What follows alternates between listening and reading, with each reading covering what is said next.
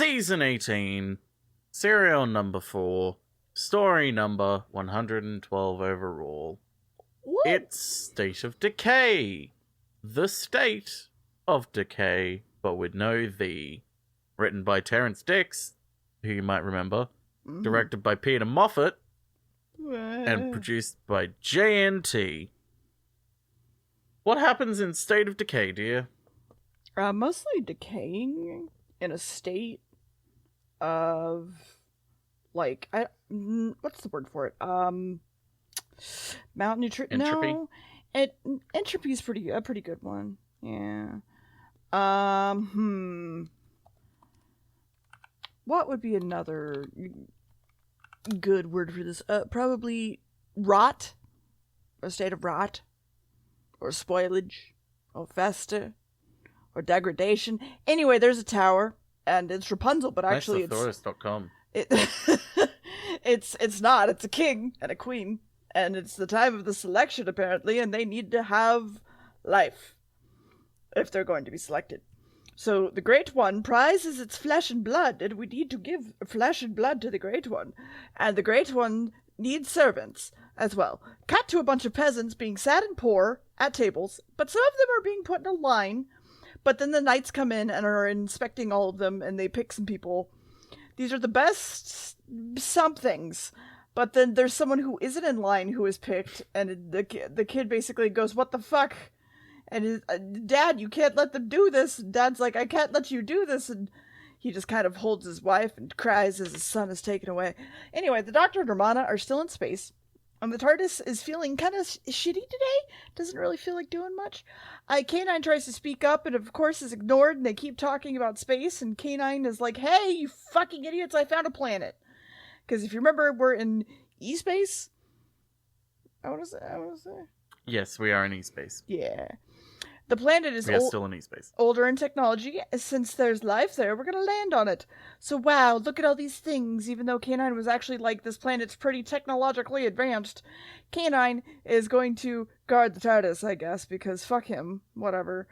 Also Math Kid is on the TARDIS from the previous episode. He had gone with them apparently by accident maybe, or he's a stowaway. The Doctor comes across one of the peasants. He gets scared, runs away. One of the guards comes up to talk to Viking Dad, and he's like, behind closed doors. However, the Doctor shows up, and they think he's a lord. And the guard's like, "Oh my god, what did I do? I'm so sorry." And runs away. And the Viking is like, "I don't understand where you came from. Literally, this is the only village on this entire planet, and the only planet here, and there's a tower. Where the fuck did you come from?" Apparently, the Lord protects the people from wasting, but that doesn't explain much. But then the Viking Dad is like, "I don't want to talk about it."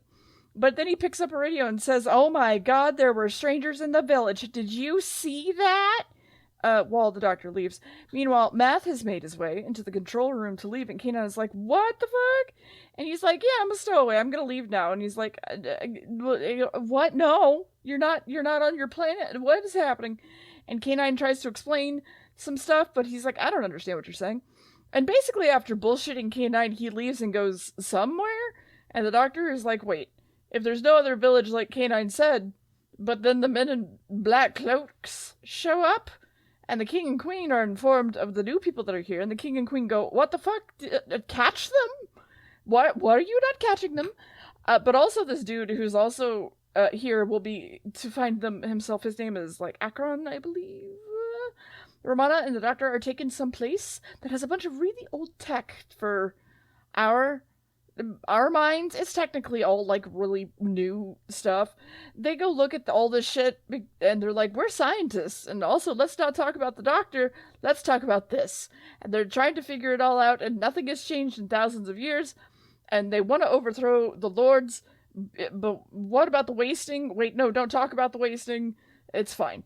Math Kid is fucking around, gets caught by Mom Viking Lady while she makes soup. And Viking Dad also catches him and then goes to send him off, and Mom's like, "No, have him stay the night. He can be our new son," basically.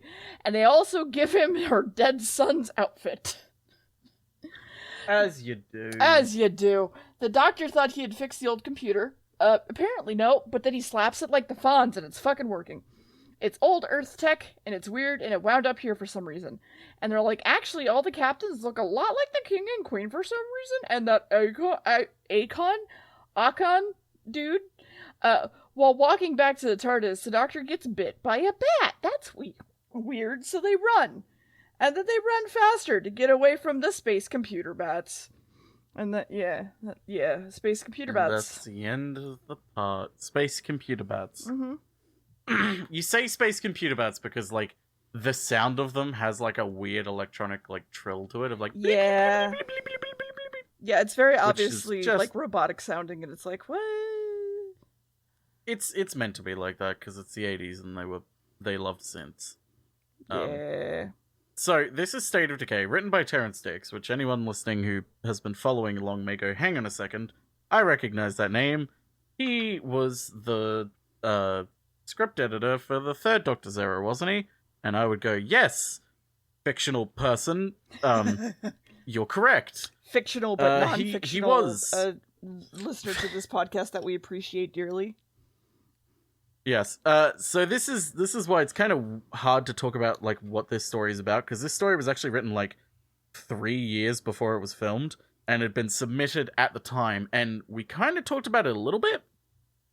This was submitted during, I believe, Philip Hinchcliffe's sort of era of, hey, let's have, like, classic monsters and, like, horror, of, like, got a little bit of gothic horror in there, of, like, you know, Frankenstein and all that. So this was their Dracula story that was going to be in there. But Spoilers. the BBC stood in and were like, hey, you can't do that because we have a production of Dracula at the moment, and we don't want to, you know, have multiple vampire things going on at the same time. It was really weird. So they shelved this, and they kind of brought it back. For some reason, I guess it kind of proves how big Doctor Who was, like, around that time in the 70s, that the powers were so scared that a Doctor Who episode about vampires would clash with their high-profile adaptation of Dracula. But nowadays, in the 80s, beginning of the 80s, Dracula just didn't kind of seem like the thing that BBC drama would do anymore. They'd kind of moved to different things. So you'd sort of watch their version of Dracula now, and it looks like a fucking period piece with, like, terrible effects added in. But sort of with the 80s style coming in, it was a complete wave of new shit.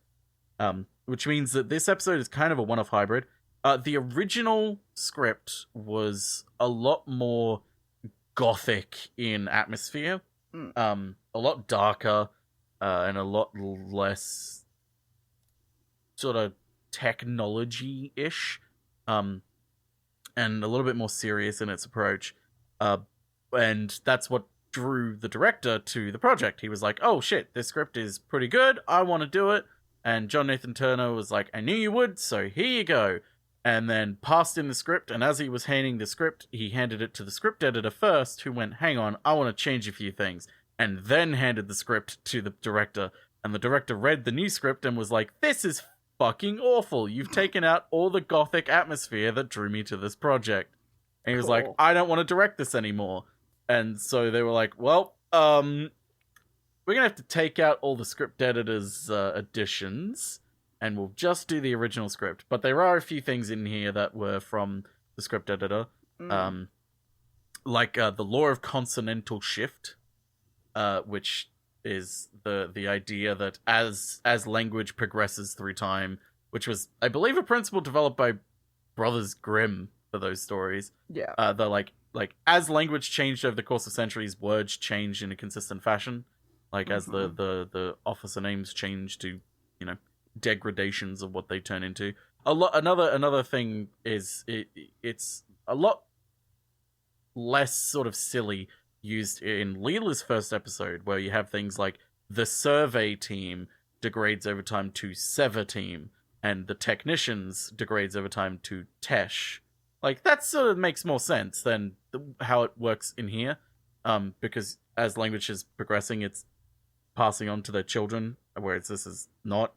But yes, this is kind of its time, out of time piece written. The sort of vampire canon also is a lot of the source material for this. State of Decay has a lot more to do with Hammer vampire movies than Bram Stoker's actual text. In the same way that, like, The Brain of Morbius has more to do with Universal's version of Frankenstein than Mary Shelley's original version.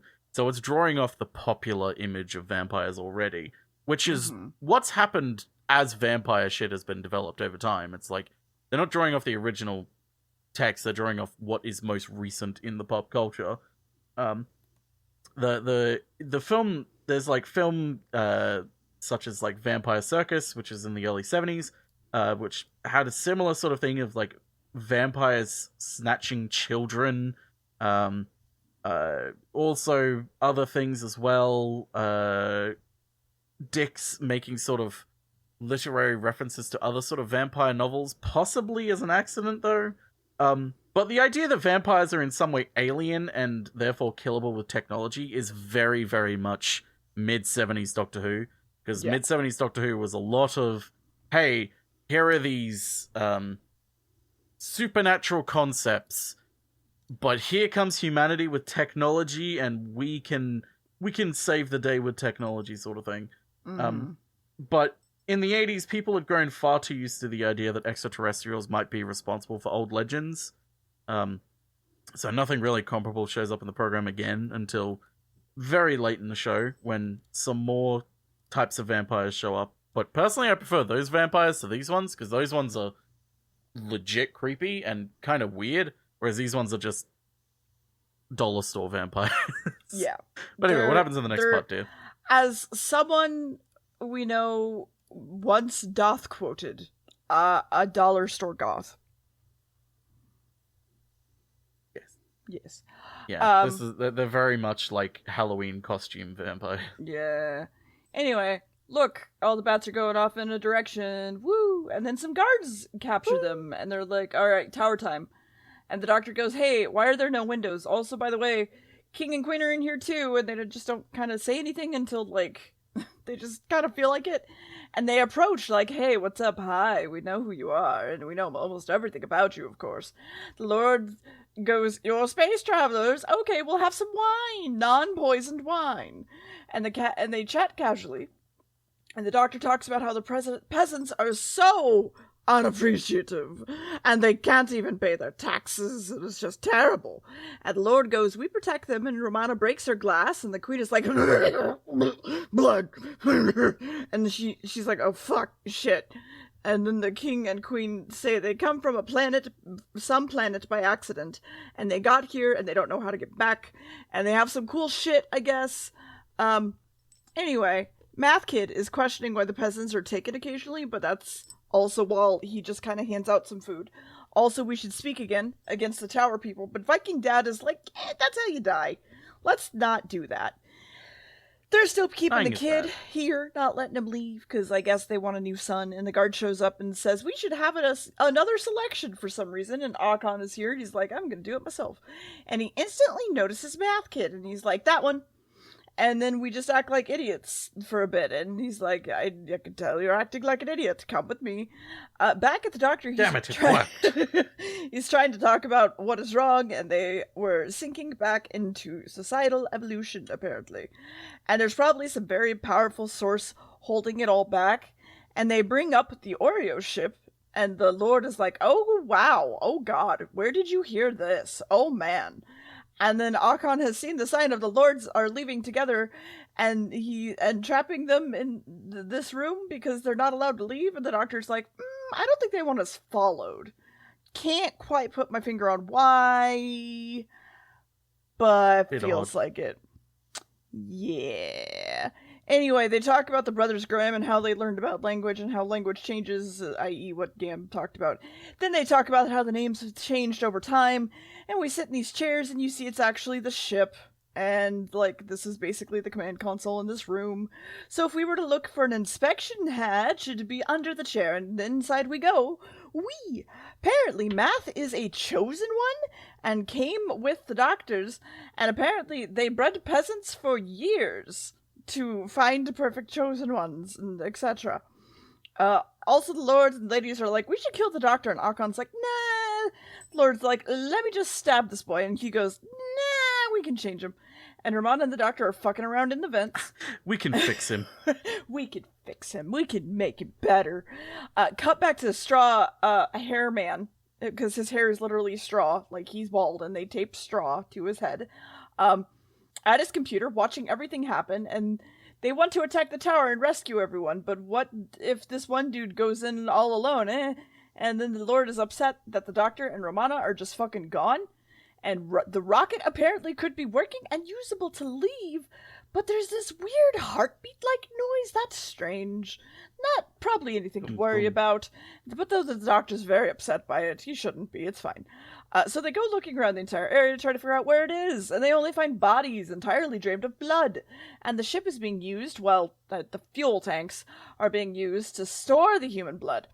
So it's a giant feeding system for something that feeds on... What do you think, Gam? What do you think they feed on? I'm gonna say... human blood! Shocking, I know! I'm gonna say... McDonald's sweet and sour sauce. That is the same thing. Oh. And then we bring up vampires for a while. Get me an infusion, then. Oh, shit, stick it in me. Okay, that... Anyway, Akon is here and goes, Yeah. Hi, you're in my domain now, bitch. Anyway, stick that IV of sweet and sour straight in me, doctor, in my vein, specifically, please. Thank you. Woo! Yep. Hi. Great. You just love sticking it in you. Alright, can we move on? Stop it. So, the peasants in the story have a kind of complex salute to their lords, and I don't know if you picked up on it, but they cover their eyes, their ears, and then their mouths, which is a reference to the three wise monkeys: see no evil, hear no evil, speak no evil. Mm-hmm. Also, in this episode, Tom Baker had to have his hair permed before filming commenced. And you can tell in certain scenes where it's been done. Because his hair had lost its natural curl because he was pretty sick. It's still not revealed like what specifically it was, but it was some sort of metabolic disease that he had caught. And it was really showing. Like he had lost a lot of weight. He had beginning to look a lot like hollow. His hair had lost its curl and was starting to sort of peter out into nothing. He was really unhealthy. He was also incredibly argumentative on set and basically wanted to direct the episode himself. The director took him out for a drink and told him, like, hey, while I'm open to suggestions, like, for like, what you want, I'm the director and you're the actor, and you got to bear that in mind. Mm-hmm. After that, and supposedly a few more other things, sort of won him over, and apparently Tom Baker was a lot more cooperative after that. The director also, it helped the director also was really supportive for like, hey, this part of the new costume you like? Nah, we're not doing it. Like, it's alright, we can get rid of it. That he liked? Especially since it's like, that you disliked, sorry, okay. that you don't like. Yeah. So, it was a bit weird. Also, speaking of which, it was at this point that, Tom Baker and Lala Wood's complicated relationship was beginning to thaw. Peter Moffat, the director, had worked with Lala Wood before and diplomatically arranged for the two stars to not be in close proximity often. Matthew Waterhouse, who played Adric, has mentioned that his first day in rehearsal was marred by someone explaining the blue corner and the red corner. Just to show like how bad it was behind the scenes between the two of them. Nevertheless, eventually Lala Wood lost patience with Peter Moffat and left the studio. Tom Baker was sent to calm her down, remarkably, and at one point Lala Wood had also had to intervene in a row between Matthew Waterhouse and a costumier, because he, about taking off sort of the elaborate sort of sacrifice costume that he was wearing before going to lunch, because he wanted to go into the canteen to eat food, and they were like, you can't go eat food while wearing this costume. If you get it damaged, like, I'll fucking kill you. So now Lala Ward and Matthew Waterhouse were off on a bad footing because this was his first episode recording. Because remember, they recorded out of order. This was technically his first episode. So he had a bad first impression with a lot of people, unfortunately. And they sort of became more hostile to one another as the season progressed. And their hostility between everyone and Matthew Woodhouse kind of brought Tom Baker and Lala Wood together. It was like they had a mutual enemy now, and they kind of forgot how much they kind of hated each other and started to love each other, which is why they eventually left the program and married, and then divorced like 6 months later. Yeah, it's not good. Yeah. Also, within the first cliffhanger, Tom Baker believed that as a Lord of Time, the Doctor should have blue blood for some reason. If you look closely at his hand at the end of episode 1 when the bats bite, you can see it.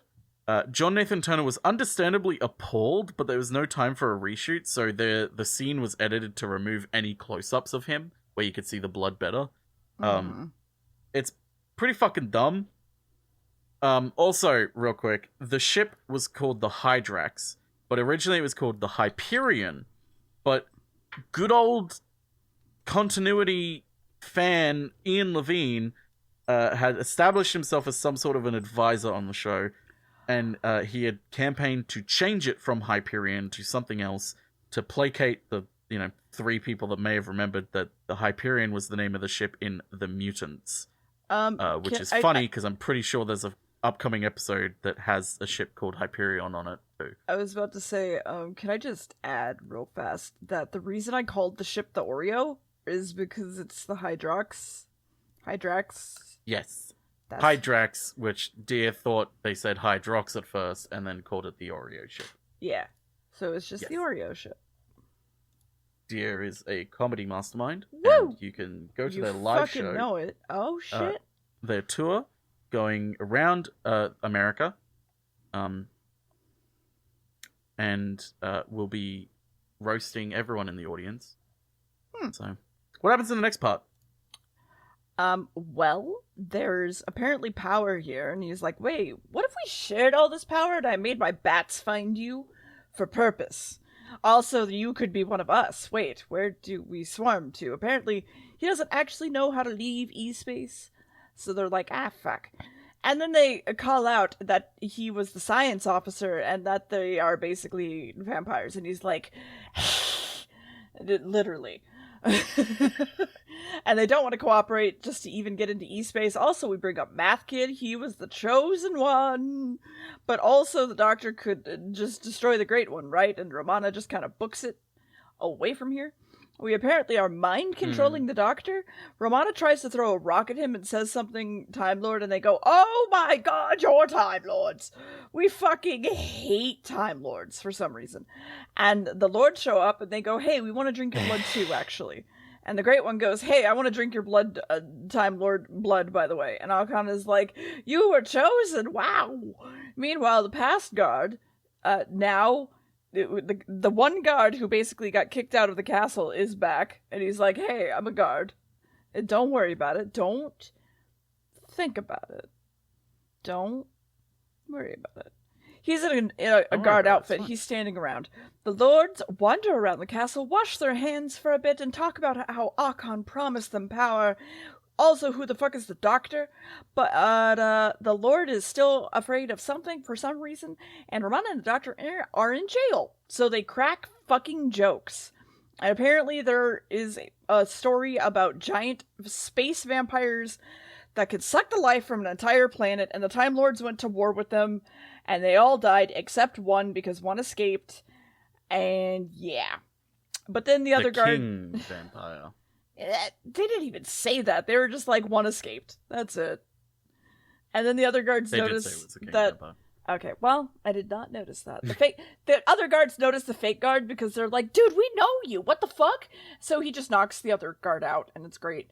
Romana's also remembering something about Rassilon and emergency situations, and how there's a copy of this book on Type 40 vehicles.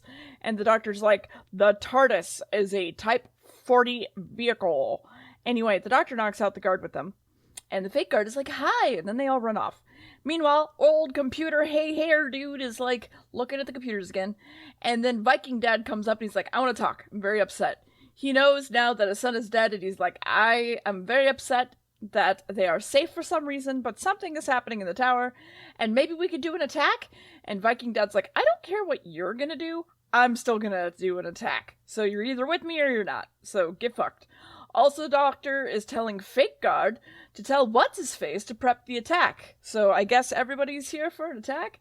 But also the Doctor needs to find Math Kid and make sure that he isn't a vampire and he, the big vampire doesn't get out.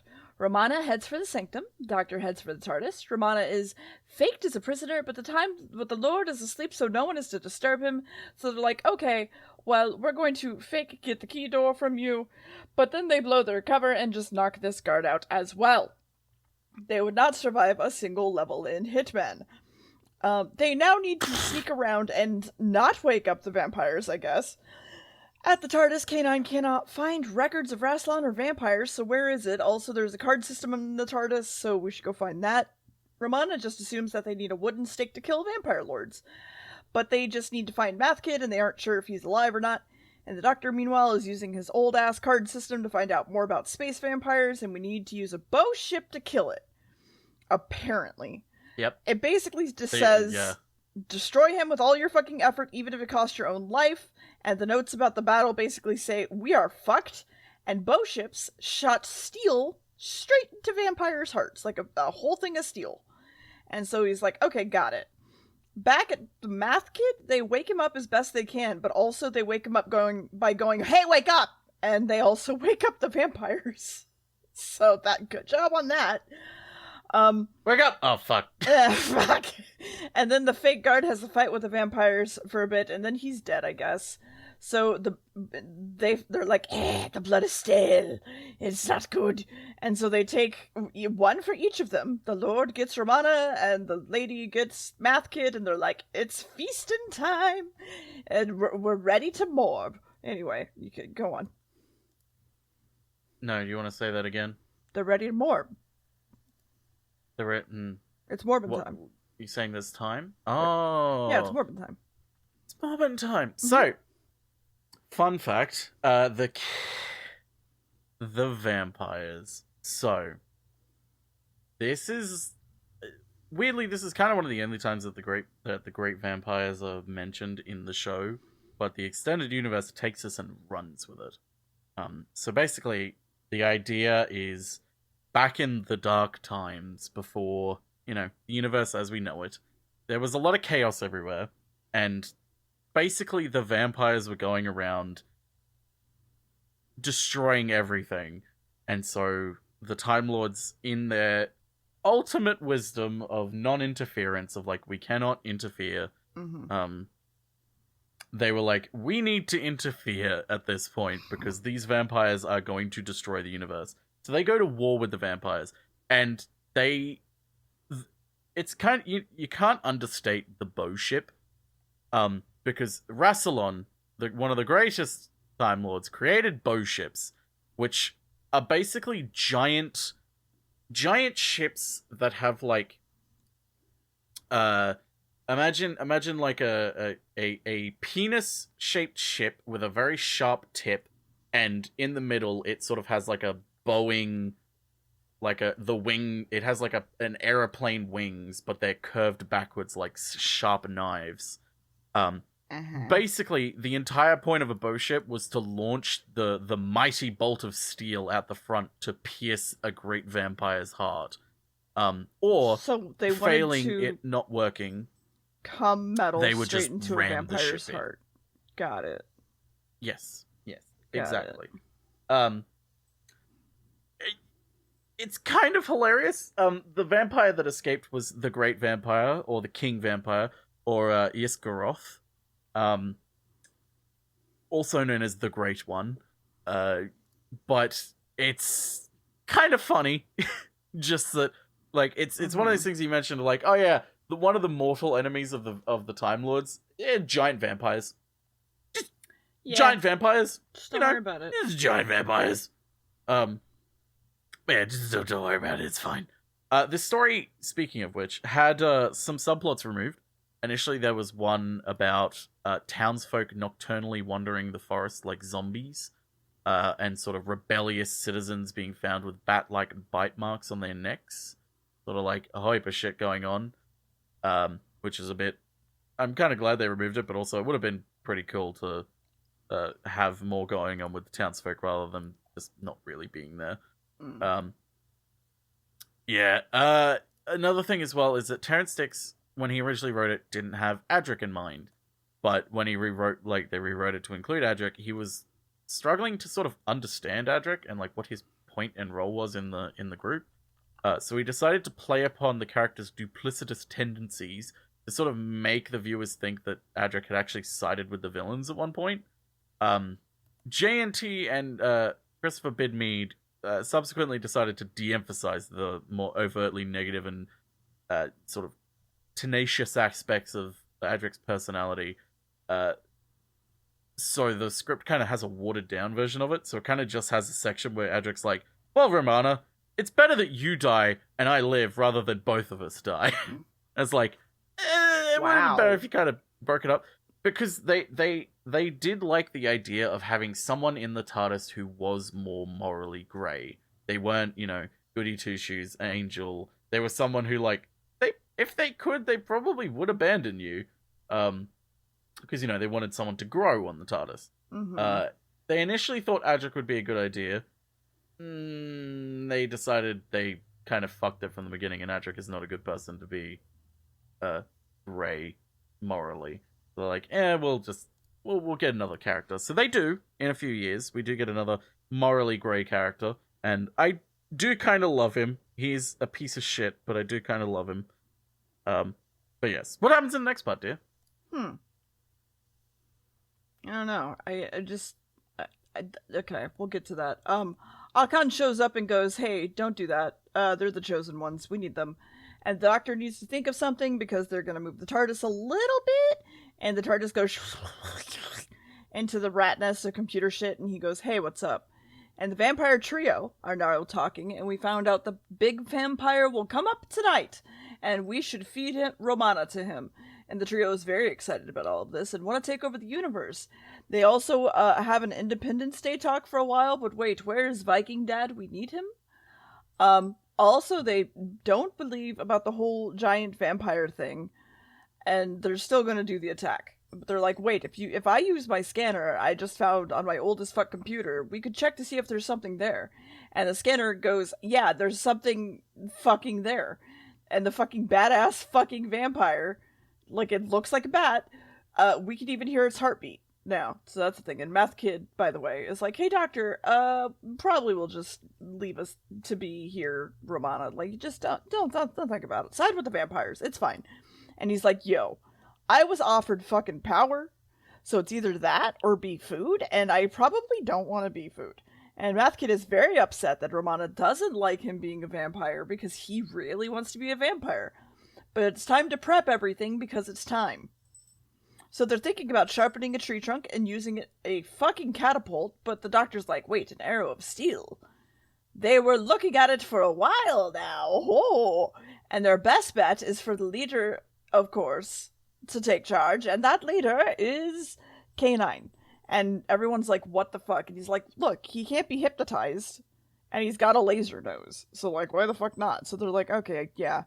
So the attack on the tower begins, and K9 is lasering all the men he can, and Romana is apparently hypnotized, and Mathkid is like, I have a plan, please listen to me. And the guards are coming down to inform them that they have a mechanical dog fighting them, and that can't die. And they're like, dude, if you don't help us, like, we're gonna die. And he goes like, yeah, I know. That's your job. To die. Go do your job. And then they're like, oh, okay. The Doctor's like, okay. Which ladder do I use to figure out which one of these things work? Meanwhile, Viking Dad is attacked for a while and fights back and gets revenge for his son. And then the first ship the Doctor tries is too hot, and the next ship the Doctor tries is too cold. God damn it. It's just right. Meanwhile, Romana is on a table being sacrificed as a Time Lord specifically, and all the bats come flying in and try to eat Romana. And the Doctor's on the last ship, and it's just right. And it works, too! And the Doctor does some stuff, and now it's time to full fucking evacuate. Too bad Romana was batted, I guess, but she's not mind-controlled anymore, so She just kind of runs off. Meanwhile, the pointy bit of the castle is a rocket. It's a 3-pointed rocket, basically. And it starts to take off because the doctor's in it. But the vampire is starting to rise out of the ground, so it's not a good thing. But the scout ship turns itself around, and Lords watch as the rocket aims straight for the vampire and shoots perfectly into its heart because it just works. But now the vampire lords are very angry about this, and they hiss. But then they suddenly start to age a whole lot and get some really good prosthetics, and then they turn to dust and die. Apparently Math Kid was bluffing the entire time, and Ramona's just like, and he goes to rescue her. And the doctor is asked by Viking about the monster, and he just kind of points, and the Viking apologizes to K9 specifically for whatever reason. And the doctor sort of fixes the computer more, so they'll have more knowledge so they can advance technology finally. Maybe one day they'll leave E-Space or something. Math Kid is supposedly going to go back to the Starliner, though, so fuck him, I guess? Yeah. Fuck that They're kid. going to take him back. So, real quick as well, Lala Ward was concerned that that the Horns of Nimon had shown corpses collapsing into dust. And so in the studio, it seemed innocuous, but when it appeared on the screen, several children had been terrified. So therefore, they insisted in this similar scene in State of Decay, it should be dimly lit. This actually proved a great deal scarier, but was seen it's a lot scarier when you can't even fully see it falling to pieces. You just know it's falling to pieces, but you can't even see it. So it's like, oh, okay. You know, Lala Ward has made several suggestions to the show that have been completely the opposite of what should have been done. Because, the innocence. That, the school uniform, so many things. So, that's State of Decay. What do you think of the vampires, dear? They were both not goth enough for me and a little bit too goth for me. And they were just... They felt like theater actors, honestly, and it was kind of unnerving. So I gave it like a 4. A 4? That's all good. Yeah. That is the second in the E-Space trilogy. The third and final story in the E-Space trilogy. Warriors Blank. So wait, I guess we're gonna get out of V-Space then. Warriors... Maybe. Warriors.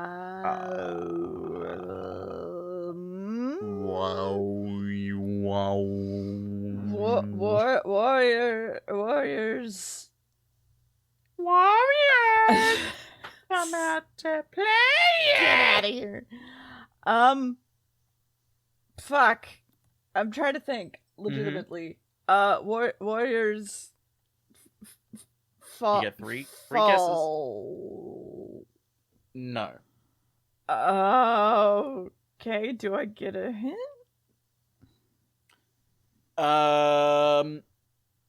Your hint is it's an object. Cool. Blade. Nope. Fuck. Final guess. Think location-wise. Grave. Gate. You were close. Fuck. Starts with a G. Fuck, and I just watched the goddamn movie with the gate. It's fine. It's fine. We all watched the movie with the gate. Called The Gate. A great movie. The Gate. Go watch The Gate today. It is a great 80s movie. Don't watch The Dinosaur Project. Are you gatekeeping The Dinosaur Project? Yes, because it's bad. Yeah, I saw your tweets about it. It's pretty fucking bad. Yeah. Anyway, Warriors Gate. Next episode, we're gonna... Something's gonna happen in E-Space. Maybe. Who knows?